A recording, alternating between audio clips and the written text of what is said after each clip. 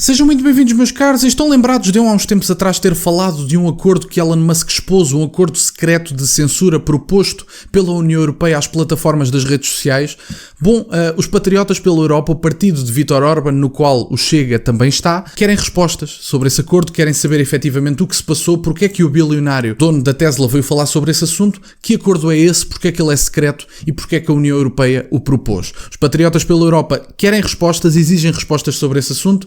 Eu venho mostrar-vos a notícia sobre esse assunto, porque efetivamente eu acho que, quer dizer, todos os partidos que se dizem democráticos e que se dizem favoráveis à liberdade de expressão deveriam estar preocupados com este acordo.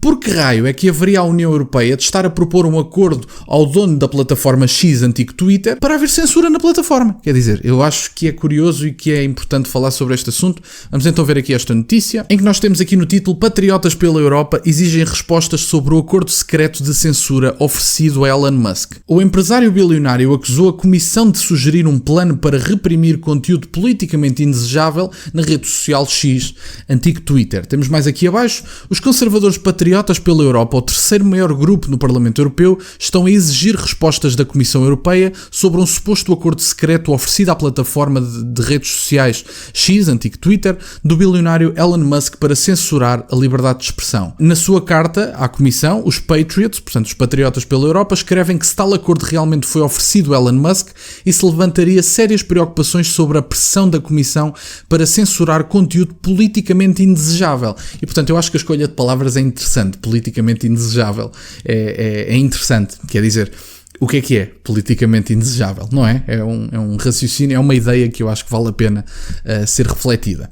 Temos aqui: a censura de opiniões políticas e a chantagem contra X são inaceitáveis, escreveu o vice-presidente dos Patriots pela Europa, Gal Kinga, num tweet na segunda-feira, 29 de julho, portanto escreveu aqui há 2 dias. Temos: a Comissão iniciou uma investigação em dezembro sob o DSA da União Europeia para examinar se o X disseminou conteúdo ilegal e se os seus esforços para combater a desinformação foram eficazes o suficiente. Sabem o que é que eu acho interessante sobre este assunto? É que o cavalo de Troia para impor censura, seja ela onde for, é sempre a desinformação.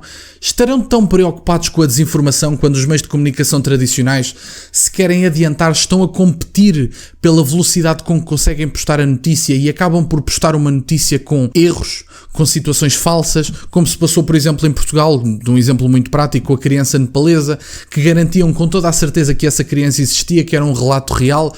No fim do dia, no fim da semana, do mês, acabou por se saber que esse relato não existia, que nem da criança ninguém sabe da existência dessa criança, e portanto houve alguém preocupado com um pedido de desculpas da SIC Notícias, da CNN, da RTP? Alguém se preocupou com isso?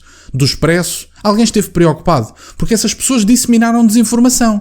Porque, efetivamente, era o que se sabia na altura, mas provou-se falso. Portanto, se provou falso, era uma forma de desinformação. Podemos nós então acusar os meios de comunicação tradicionais e exigir que eles façam um pedido de desculpa, ou que pelo menos retifiquem a notícia, e que a voltem a postar? Olhem, pedimos desculpa, mas isto afinal provou-se falso. Alguém faz isso?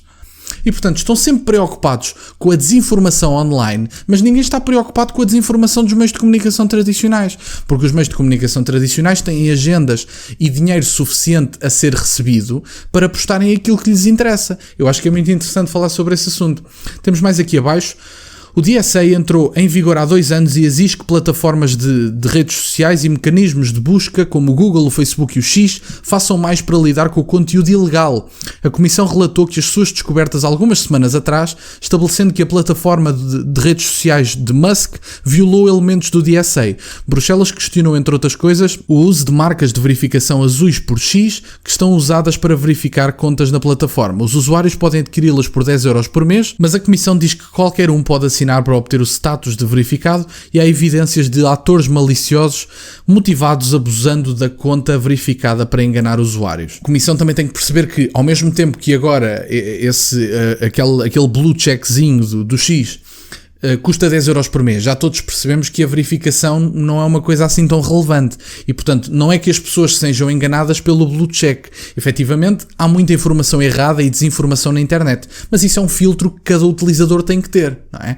E, portanto, cada utilizador tem que se informar em fontes de informação. O que é que eu sugeria, por exemplo? Se a Comissão está tão preocupada com a desinformação, quando vir desinformação, que sugira fontes reais para se procurar a informação, que não anda a banir certo tipo de opiniões de políticas indesejáveis, não é? Opiniões políticas indesejáveis, como era dito mais acima, utilizando o cavalo de Troia da desinformação, quando isto na verdade é apenas censura. Portanto, se uma opinião política não estiver de acordo com as diretrizes da União Europeia, será isso uma forma de desinformação ou é apenas uma visão de mundo diferente? Se uma pessoa, ou no caso duas pessoas, tiverem visões diferentes sobre um determinado conflito, seja entre a Ucrânia e a Rússia, seja entre Israel e a Palestina, se cada uma tiver a capacidade de expor o seu ponto de vista e tiver a noção dos factos e estiver a expor a sua visão de um conflito, vão haver duas informações diferentes. Portanto, qual é que vai ser banida? É a pergunta que eu faço. Porque estes conflitos e as informações disponíveis também levam a interpretações de conflitos diferentes. E, portanto, se levam a interpretações diferentes, existe alguma delas que seja desinformação ou são apenas visões do mundo? É a pergunta que também fica no ar. O que é a desinformação? É apenas algo que é objetivamente falso do ponto de vista científico ou é tudo aquilo que não agrada à agenda corrente? É a pergunta que eu faço. Porque se for aquilo que é errado do ponto de vista científico, deveríamos nós estar a censurar a comunidade LGBT, porque se for só aquilo que é errado cientificamente, podemos nós impedir a comunidade LGBT de fazer declarações do ponto de vista científico? Também comentam muitas coisas anticientíficas. Essa desinformação vai ser impedida? É a pergunta que fica no ar.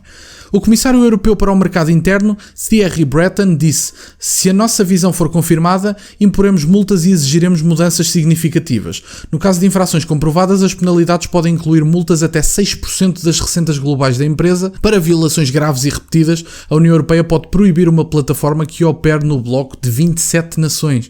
E, portanto, mais uma vez a União Europeia, com as suas tendências ditatoriais, com as suas tendências totalitárias, a impor medidas sobre a dita desinformação, que muitas vezes não é desinformação. E, portanto, é o que fica no ar. Como exatamente é que vamos descrever a desinformação? É apenas aquilo que é objetivamente falso do ponto de vista científico e de outros pontos de vista? Ou é aquilo que não se coaduna com a agenda globalista e progressista da União Europeia? Porque já vimos que a União Europeia tem uma ideologia específica. Já vimos que a União Europeia defende uma ideologia e que todos os países que não se coadunem com essa ideologia têm sanções, são perseguidos. E isso é o que se passa, por exemplo, com Viktor Orbán e com a Hungria.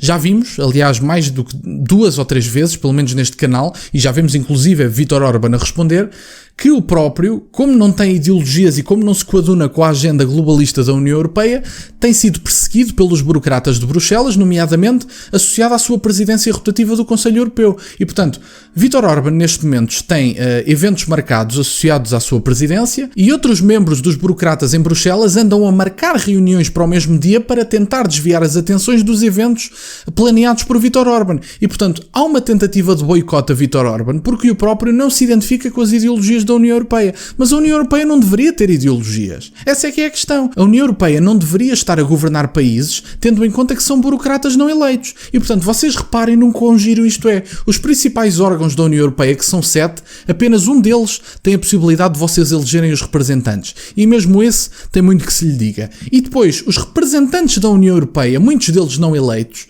passam por cima de primeiros ministros eleitos democraticamente para impor as suas vontades do ponto de vista do federalismo europeu. E, portanto, como exatamente é que a União Europeia quer dar lições de democracia, por exemplo, na América Latina a Maduro, se nós próprios, em Bruxelas, não agimos de forma democrática? Se os burocratas em Bruxelas não conseguem agir de forma democrática, como é que podemos condenar o que se passou na Venezuela, que é obviamente condenável? Essa é a pergunta que fica no ar. Temos nós legitimidade para questionar aquilo que foi feito na Venezuela, tendo em conta que nós próprios em Bruxelas não somos propriamente democráticos? Acho que é a pergunta que fica no ar e que é sempre interessante de pensar sobre este assunto. Da minha parte é isto, meus caros, quero-vos agradecer por terem estado desse lado. Portanto, os patriotas pela Europa vão procurar respostas sobre esta questão do acordo de censura proposto a Elon Musk. Vamos ver que respostas é que conseguem. Espero sinceramente que consigam saber alguma coisa do que se passou. Da minha parte é isto, peço-vos só que deixem o gosto neste vídeo, que subscrevam o canal, têm as minhas redes sociais e o MBA na descrição, por acaso de quererem fazer alguma doação, e nunca se esqueçam, meus caros, questionem tudo. Até à próxima.